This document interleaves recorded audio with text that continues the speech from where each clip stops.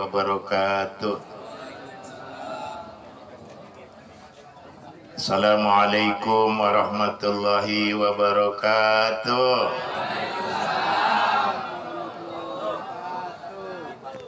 A'udzubillahi minasyaitonir rajim. Bismillahirrahmanirrahim. Alhamdulillahilladzi khalaqal mauta wal hayata liyabluwakum ayyukum ahsanu amala. Asyhadu an la ilaha illallah wahdahu la syarikalah wa asyhadu anna Muhammadan abduhu wa rasuluh. Allahumma salli wa sallim ala sayyidina Muhammadin. Allahumma salli wa sallim ala sayyidina Muhammadin wa ala alihi wa sahbihi ajma'in, amma ba'du. Tabi' batin segala saya sempat hadir. Mudah-mudahan kamu nyin masa barokah, amin. Bapak Ibu, para sesepuh, bini sepuh, pemuka agama, pemuka masyarakat, pemuka adat yang saya takzimi, para ustadz yang mohon maaf saya nggak sebut satu-satu tanpa mengurangi rasa hormat, semoga semuanya mendapat barokah Allah, amin. Bapak Ibu jemaah takziah rahimaturkan kepada junjungan kita Nabi Muhammad sallallahu alaihi wasallam, kepada sahabat kerabat alil bait, mudah-mudahan kepada kita umatnya seraya kita untaikan kalimat indah Allahumma salli ala sayyidina Muhammad wa ala ali sayyidina Muhammad. Jangan kamu tidur sebelum kamu hatam Quran. Dan jangan tidur kamu sebelum kamu bersalawat kepada aku dan kepada para nabi. Jangan tidur kamu sebelum kamu istighfar untuk dirimu dan saudara-saudaramu. Serta jangan tidur sebelum kamu umroh dan haji. Nah kata peti makapamu nih Pak. Bicara bakal bisa mengkonon ya.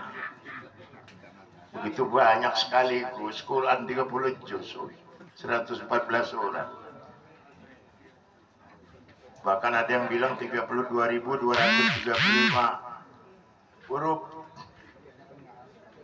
Masa iya bisa? Kata Nabi, nothing is easy but nothing is impossible. Nah, itu Salampung sana itu. Di dunia ini nggak ada yang mudah, tapi tidak ada yang tidak mungkin.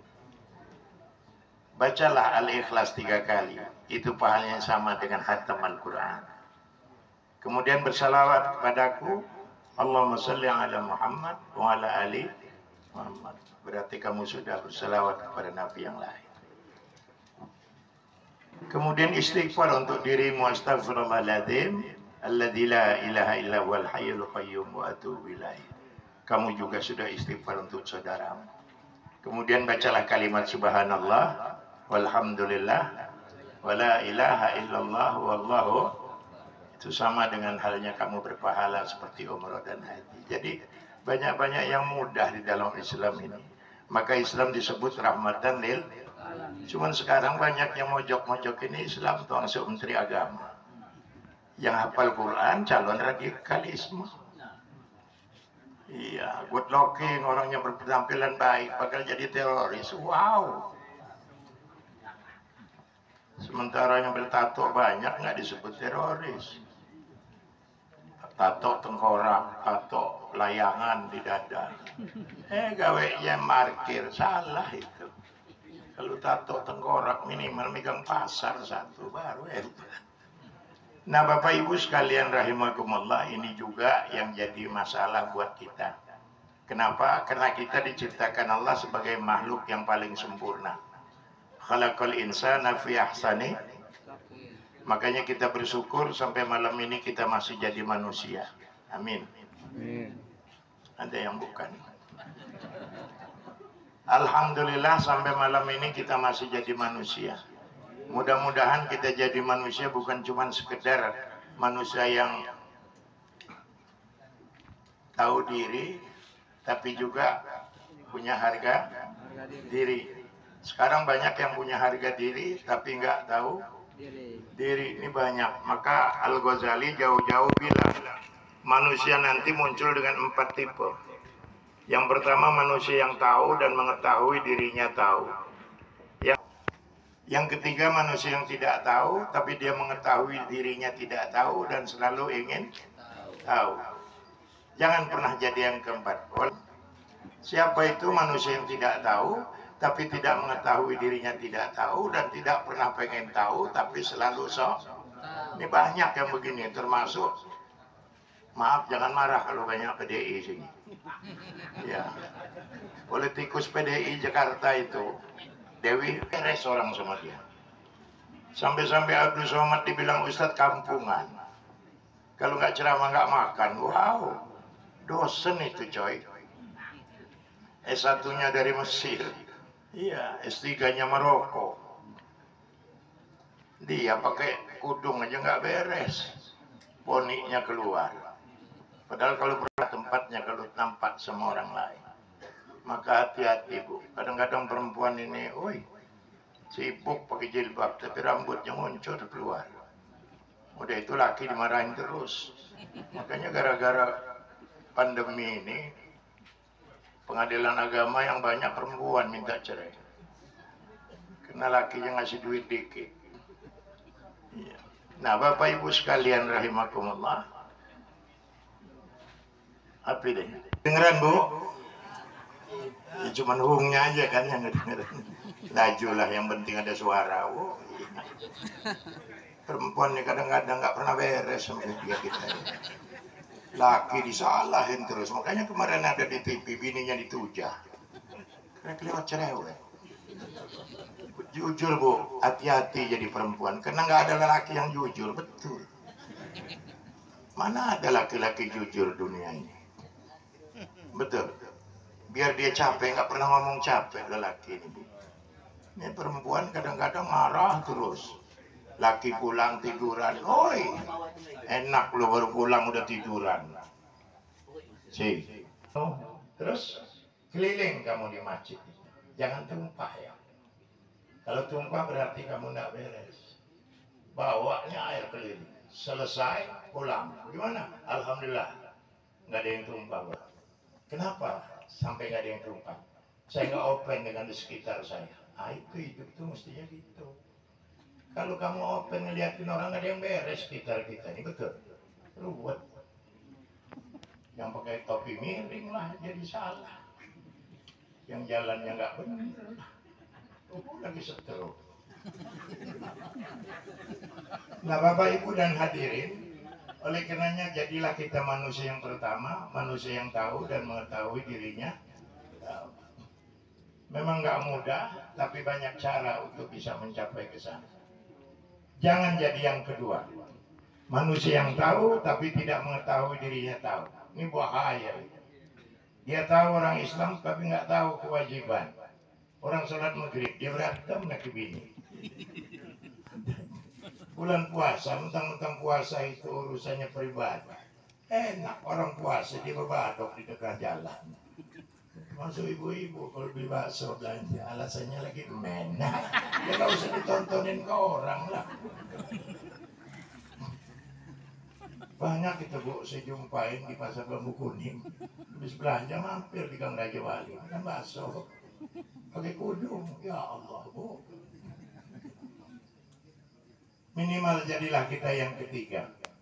Manusia yang tidak tahu, tapi dia mengetahui dirinya tidak tahu dan selalu ingin belajar. Kalau istilah anak sekolah sekarang, long life education.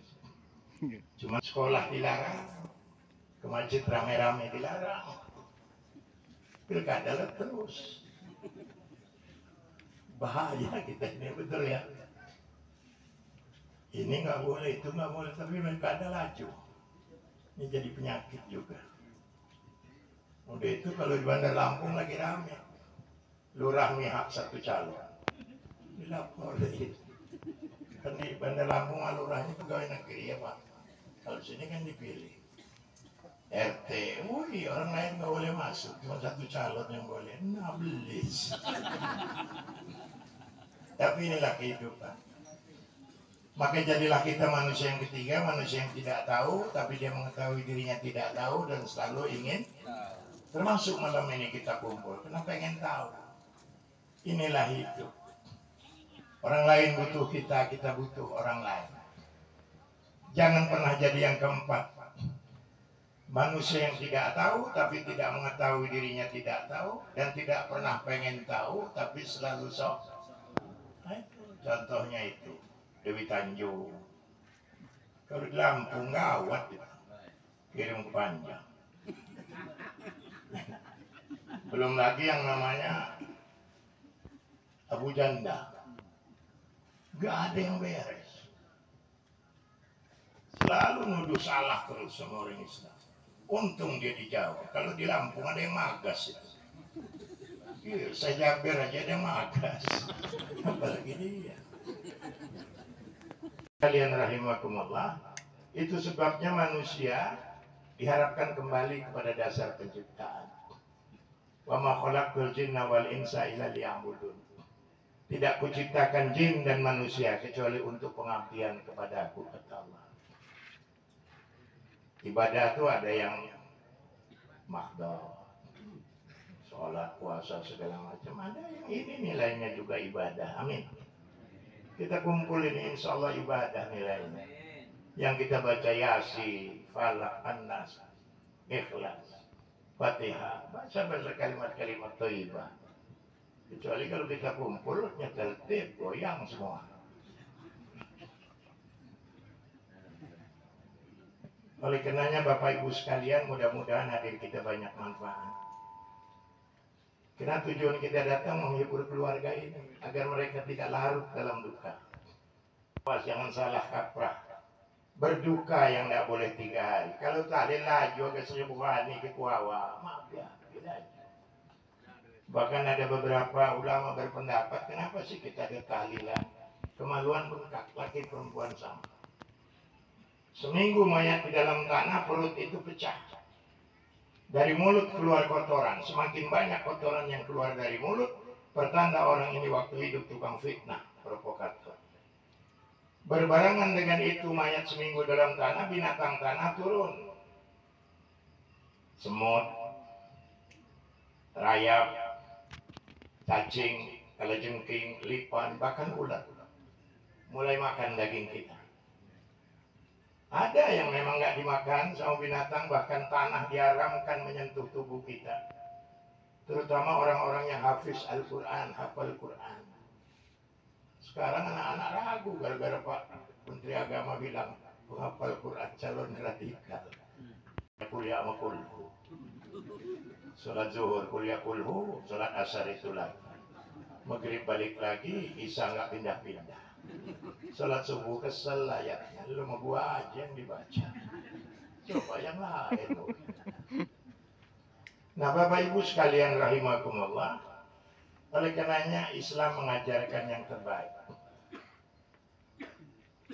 Ada 2 yang saya bisa ceritakan, kalau kebanyakan kepanjangan nanti. Salah satu paman Nabi, Sayyidina Hamzah, tatkala Uhud dihantam dengan hujan badai, itu banyak mayat mental keluar. Salah satunya Sayyidina Hamzah. Gampang dilihat kalau Sayyidina Hamzah. Mayatnya itu balak langgah. Cik, bisa dihilangin lagi sih heonya.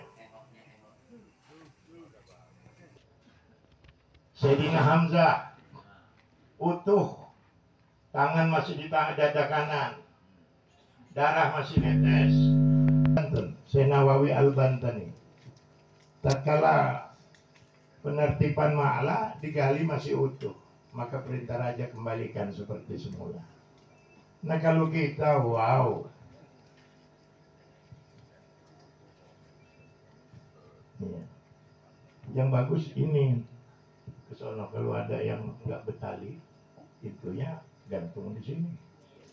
Terus hari tulang kita ini ada 360 persendian ini. Itu kata Rasulullah 14 abad yang lalu. Sementara dokter ahli ada yang menyatakan 1984 baru siap menyatakan 360. Berarti situ. Kedengaran? Nah, masih juga usul. Nah Bapak Ibu sekalian rahimakumullah, Jadi 100 hari tulang kita ini lepas dari persendian. Ada 360 persendian kita. Saya begini bukan cuma sekedar nunjukin tangan, Pak. Nunjukin cincin. Laki-laki yang nggak pakai cincin tangan monyet katanya. Ini mulai besok beli cincin. 100 hari, 1000 hari, setahun, 10 tahun tulang kita hancur. Ada satu tulang yang awet, yaitu tulang tunggir. Tulang tunggir, tulang ekor. Ada kamdinya, sunggong. Oh, jangan salah, canggong nanti. Canggong. Itu awet, karena konon kabarnya kita dibangkitkan dari tulang tunggir. Makanya ibu-ibu kalau punya anak kecil umur 10 tahun ke bawah, sering bercanda main tarik-tarikan kursi, larang. Apalagi kalau anaknya kurus. Takut tulang tunggirnya jatuh patah, itu cacat seumur hidup. Tapi kalau dia gemuk, insya Allah tertutup dengan daging. Maka bini saya sepak nggak apa-apa. Kalau bini kurus ya nak, patah. Nah, Bapak Ibu dan hadirin rahimakumullah, ini perjalanan. Dan yang paling berbahaya dan sangat-sangat kritis buat mayat, malam pertama di kuburan. Manusia kalau pengantin baru malam pertama yang mengasihkan, betul? Walaupun nggak apa-apa, cuma memandang, ya Allah, Nur. Ya, bersyukur, dapur niku, teman-teman sikok, niku, ya Allah. Tapi di dalam kubur mayat akan merasakan dahsyatnya kubur. Maka kalau bisa anaknya pada malam pertama itu di samping berdoa, ada yang berpendapat sholatkan 2 rakaat. Niatnya sholat mutlak, tapi hadiahkan untuk orang tua. Jarang-jarang kita menghadiahkan sholat buat orang tua. Nah, itu. Bapak Ibu dan hadirin rahimakumullah, terlepas daripada paham, ya udah laju-laju kau. Yang suka iya, nggak suka sudah, jangan ribut. Tahlil aja sampai sekarang masih timbul masalah. Ya, ada yang bilang, hai kali dah. 3 hari sekalian borong 7 hari, sekalian 40 juga boleh. Ya, boleh aja. Nah, Bapak Ibu sekalian rahimakumullah, itu sebabnya kita diatur. Kalau ada orang kena musibah kecil atau besar, bertakziahlah.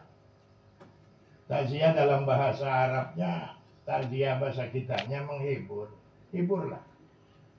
Kalau dia sakit, hibur, berikan kekuatan. Kalau lalu mudah-mudahan dengan doa kita, hadir kita jadi obat. Atau kalau tidak, ya mudah-mudahan dipercepat oleh Allah. Makanya kalau ada orang sakit, hadir. Dan kalau kita yang sakit perlu hati-hati. Karena orang sakit dikirim 4 malaikat oleh Allah. 1 malaikat tugasnya mencabut kekuatan kita. Maka kalau orang sakit nggak ada yang kuat, dia gagah kayak apa, loyo itulah.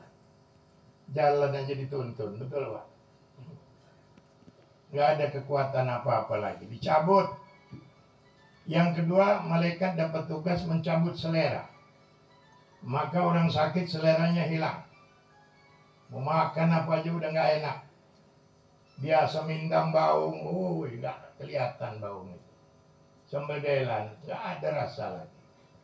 Hilang selera. Makanya ada anak nanya bapak, ini mau makan apa Pak? Enggak. Pindang bau, enggak. Ayam goreng, ya apa lagi? Ayam bakar Pak, ini enggak. Mau apa Pak? Pengen makan pepes teh kucing. Yang bener iya. Pepes sama anaknya cari teh kucing. Udah mateng dibawa, nih Bah, teh kucing udah mateng. Udah dicicip, belum cicip deh. Cicip sama anaknya muntah. Kata bapaknya enak, enggak tuh lo yang sehat aja enggak enak. Apalagi gue yang sakit, goblok, tolol.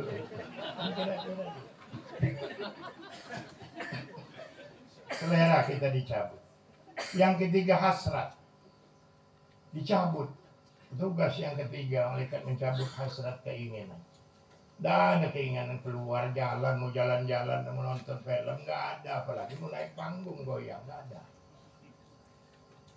Tapi yang keempat, mereka diutus Allah untuk menghapus dosa. Makanya kalau orang sakit itu ikhlas, insya Allah dosanya dihapus oleh Allah. Dan dia tidak diperkenankan Allah menghadap sebelum bersih, maka biarkan sakitnya. Bapak Ibu sekalian rahimakumullah, secara umum kalau ada orang sakit kita datang, besuk. Yang penting kita kenal, kita tahu.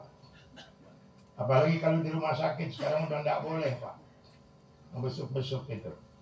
Kalau dulu ngebesuk rumah sakit, kalau nggak kenal dicurigai sama satpam. So banyak orang ngebesuk pulangnya maling HP, banyak itu. Makanya kalau kenal betul baru besuk. Dalam ngebesuk orang sakit juga ada etika. Nggak usah niat bawa makanan untuk yang sakit, karena yang sakit nggak makan. Yang makan yang nunggu. Makanya kalau datang bawa makanan jangan cerita sama yang sakit. Assalamualaikum bang, si kamu ngusung datang bang, sate kambing segala macam. Yang makan yang nunggu, ngamuk dia. Tahun kutunya. Orang bawa makanan buat dua, bukan buat dulu. Kalau lapar pulang. Yang kedua, ngeliat orang sakit jangan nanya apa kabar. Jelas dia lagi sakit. Datang sama orang sakit, assalamualaikum apa kabar? Bang nabok dia. Ulung. Kalau sehat pulang. Makanya gue geletak sini sakit. Yang bagus begitu datang beri salam, pegang tangannya. Kalau ada kursi duduk, kalau enggak berdiri di sampingnya. Perhatikan wajahnya, seluruh tubuhnya, dari ujung rambut sampai ujung kaki. Terutama perhatikan napasnya. Kalau napas di perutnya udah enggak ada, yang ada di dada, berarti udah dekat. Arahkan dia kiblat. Kalau kiblat di sini, taruh palanya sana, kaki sini. Berdiri kita di kakinya. Arahkan pandang ke puncak hidung sampai kening, nanti kelihatan. Kalau orang sudah dekat mati hidung ini nggak lurus lagi, miring kiri apa kanan. Kalau enggak malam ini besok. Tapi kalau alis sebelah kiri sudah naik, ini jangan ditinggal, nanti kecolongan kita. Maka saran saya pulang nanti berkaca kita. Kalau hidung udah miring-miring, alis sudah naik-naik, siap-siap itu. Kalau ada hutang, bayar hutang. Maaf sama bini ya. Nah Bapak Ibu dan hadirin rahimakumullah, kalau dua tanda itu sudah keluar, biasanya nggak lama ada perubahan tingkah orang yang sakit. Kalau sudah dekat meninggal, ada 3 gejala yang pasti bisa kita lihat. Satu, orang mau mati itu tenang, karena dia sudah ada firasat. Kadang-kadang beberapa hari ngomong, nanti hari Senin jangan kemana-mana ya, bersihin rumah. Kenapa? Mau ada tamu. Mungkin dia sudah ngerasa tenang. Tapi ada yang gelisah, rasa pengen bangun, pengen berlari, tapi udah ada kemampuan. Yang ketiga, ada gejalanya marah-marah. Siapa yang datang dituding marah. Taon deh, utang mau bayar-bayar. Udah dia gak punya utang, kesel balik lagi pulang dia. Tapi inilah gejala orang yang mau meninggal dunia.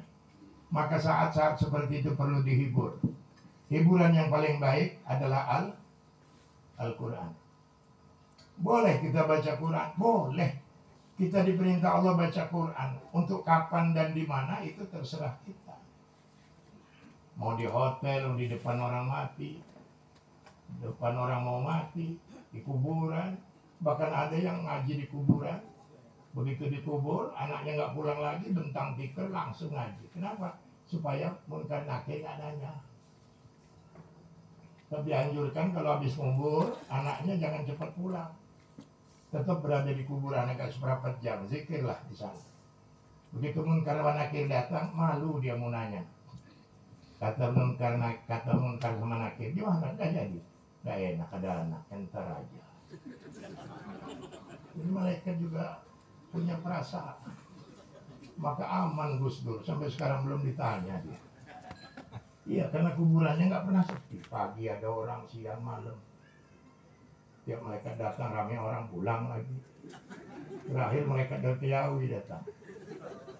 Begitu malaikat Kaliawi datang orang penuh kesel ya, kampang doang. Orang sudah sepi nih, kan kapan kita ngomong gitu. Nah Bapak Ibu sekalian rahimakumullah, ini gambaran yang diberikan kepada kita. Oleh karenanya banyak hal bacakan Quran. Apalnya Yasin laju. Kalau baca Yasin zahar. Kalau Yasin belum berangkat, bacakan surat Ar-Ra'd. Ar-Ra'd cukup sir aja. Cukup kita sama dia yang dengar sama Allah, clear. Kalau Ar-Ra'd sekali belum putus, cari orang 8 yang bisa baca Quran. Nggak usah mahir, asal bisa. Karena kita diciptakan Allah semua bawa qabaid. Maka malam ini kita enak dituntun hadaratnya enak. Pak Ustadznya nonton itu seakan-akan kita di dalam tarekah. Tapi hati-hati kalau membuka YouTube, kalau melihat yang jidatnya hitam berjenggot, Yazid namanya, itu orang Wahabi. Buat apa itu tarekat syariat, hakikat marifat? Nggak ada itu katanya. Aicau maruang pun. Bapak dan saudara sekalian rahimakumullah, enak tidak kalau dipimpin dengan orang-orang yang ngerti, itu enak, betul. Baca Yasinnya enak, daratnya enak. Ada orang mimpin Yasin kayak jubel setan. Bismillahirrahmanirrahim, Yasin nurul bulan, yakin menakalam nurul. Ay, kata yang lampu kalau acanya muna. Nah kita diciptakan Allah semua bawa qabail nggak sama. Dialek kita beda. Nenek kita orang Lampung dulu, biar ngaji sama orang Banten tetap gaya Lampung. Kata gurunya, nek hari ngaji kayak kita ke alif jabar a, alif jarei, alif aseu. Kata nenek kado-kado mah punya wacana besar. Alif 2 ada tas, alif 2 bawah, alif 2 depan, pun laju. Kata gurunya, nek